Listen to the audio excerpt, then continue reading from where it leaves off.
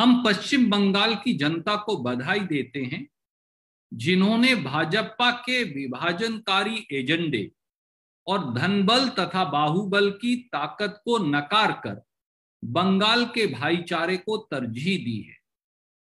बेशक बंगाल के चुनाव परिणाम हमारे लिए चिंतन का विषय हैं, लेकिन हम टीएमसी और सुश्री ममता बनर्जी जी को बधाई देते हैं जिन्होंने निर्णायक जीत प्राप्त कर भाजपा के नफरत और बंटवारे के एजेंडे के दांत खट्टे कर दिए। तमिलनाडु में हम द्रमुक गठबंधन के साथ मिलकर चुनाव लड़े। जनता ने भाजपा और एआईएडीएमके के गठबंधन को नकार कर श्री एमके स्टालिन के नेतृत्व वाले डीएमके गठबंधन में विश्वास जताया है। हम जनाकांक्षाओं को पूरा करने के लिए हर संभव प्रयास करेंगे और प्रदेश की प्रगति के लिए कार्य करेंगे।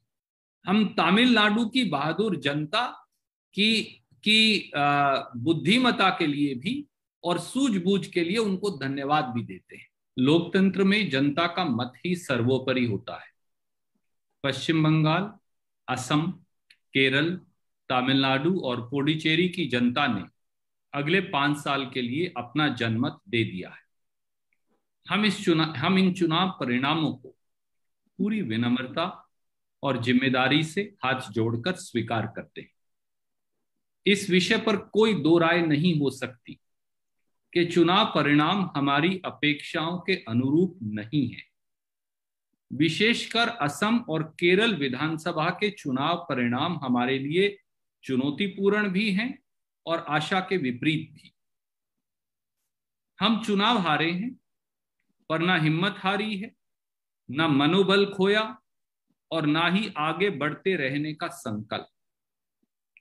कांग्रेस पार्टी इन चुनाव परिणामों का पार्टी मंच पर विधानसभावार विश्लेषण करेगी और जहां भी जो कमियां रही हैं भविष्य के लिए उन्हें सुधार कर हम और गंभीरता से कार्य करेंगे। असम और केरल के चुनाव परिणाम हमारे लिए चिंतन का विषय है। इन दोनों ही राज्यों में हमारे कार्यकर्ताओं और नेताओं ने जमीनी धरातल पर मिलकर कड़ी मेहनत की, पर जनता का मत फिर भी हमारे पक्ष में नहीं रहा। पूरे देश और खास तौर से जिन राज्यों में चुनाव हुए वहां की जनता से हमारा रिश्ता केवल राजनीतिक नहीं, आत्मिक है। हम इस रिश्ते में और अधिक विश्वास तथा अपनापन पैदा करेंगे और इसके लिए कड़ी मेहनत भी करेंगे। दोनों ही राज्यों में हम एक जिम्मेदार विपक्ष के रूप में जनता की समस्याओं को सदन में भी और सदन के बाहर भी पूरी ताकत से उठाएंगे।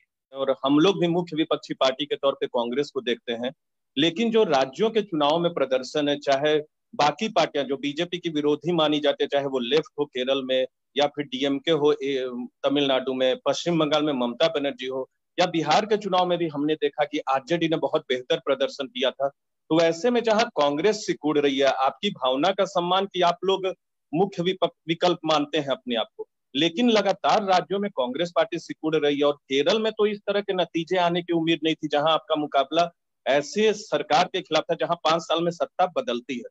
तो कैसे इस भावना को जमीन पे उतारेंगे और हकीकत में बदलेंगे? नीरज जी, मैंने अपने बयान में साफ तौर से कहा कि विशेष तौर से केरल और असम के चुनाव के नतीजे हमारे लिए आशा के अनुरूप नहीं या निराशाजनक हैं, और मैंने पार्टी के मुख्य प्रवक्ता के तौर पर पार्टी की ओर से इस बात को सटीकता से स्वीकार भी किया, विनम्रता से स्वीकार भी किया। पार्टी हर प्रांत का विश्लेषण करेगी और ये देखेगी कि हमसे कहां भूल हुई और हमें कहां सुधार की आवश्यकता है। कांग्रेस पार्टी ने अनेकों बार अपने आप को पॉलिटिकली, आइडियोलॉजिकली कोर्स करेक्ट किया है। ये पहली बार नहीं होगा कि हम चुनाव हार गए और उसके बाद हमने दोबारा अपने आप को दुरुस्त करने का प्रयास किया, जनता से जोड़ा, जन आकांक्षाओं से जोड़ा, जन भावना से जोड़ा, जनता के मुद्दों से जोड़ा और फिर दोबारा से सबलता से वापसी की। साथियों, इस वक्त चुनाव से भी बड़ी प्राथमिकता देश को कोविड के संकट से उबारने की है। कांग्रेस पार्टी, युवा कांग्रेस और कांग्रेस के अग्रिम संगठन मदद का हर संभव प्रयास कर रहे हैं। हमारा केंद्र की मोदी सरकार से अनुरोध है कि अब वो चुनावी जोड़तोड़ से निकलकर कोविड संक्रमण से अप्रत्याशित तौर से जूझ रही देश की जनता के लिए इलाज, जीवन रक्षक दवाइयां, अस्पताल के बेड, वेंटिलेटर और ऑक्सीजन के बंदोबस्त पर ध्यान दे तथा वैक्सीनेशन प्रोग्राम को एक राष्ट्रीय नीति बनाकर लागू करे। यही सच्ची देश सेवा है।